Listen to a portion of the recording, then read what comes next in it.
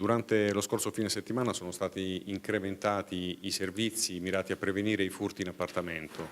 In quella circostanza, nella zona di Pieve di Soligo, è stato individuato ed arrestato un soggetto che deteneva un quantitativo di sostanza del tipo cocaina.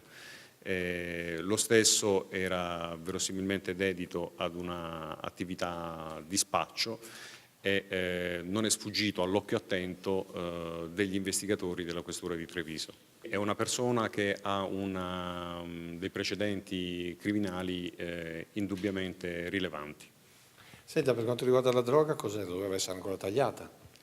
Sì, la sostanza che è stata rinvenuta non era ancora stata tagliata, quindi abbiamo sequestrato un pezzo di cocaina intera. Mentre vi siete sospettiti perché stava rovistando su una cassetta da legno. Sì, l'atteggiamento sospetto della persona appunto nei pressi di un condominio ha fatto sì che gli investigatori fossero attirati dalla strana presenza dell'individuo, dovendo poi riscontrare che si trattava di uno spacciatore.